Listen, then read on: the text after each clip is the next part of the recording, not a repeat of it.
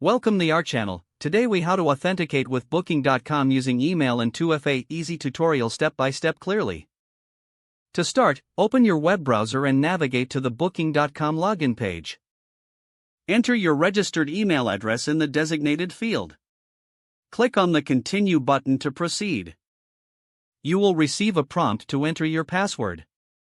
Type your password carefully and click on the Login button.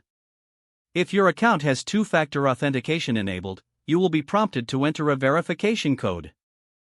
Check your email inbox for a message from Booking.com. Look for the email containing the verification code. Open the email and locate the code. Return to the Booking.com login page. Enter the verification code in the provided field. Click on the Verify button to complete the authentication process. Once verified, you will gain access to your Booking.com account. Make sure to check your account settings to ensure everything is correct. You are now ready to manage your bookings and reservations. If the page does not load, refresh the browser or try again in a private or incognito window. Make sure you are using the correct email address, then retype it carefully to avoid small typos. If your password is not accepted, use the reset option and create a new strong password you can remember. Check your spam folder for verification or security emails, then complete any requested confirmation steps. Enable two-factor authentication if available to improve account security and reduce unauthorized access risk.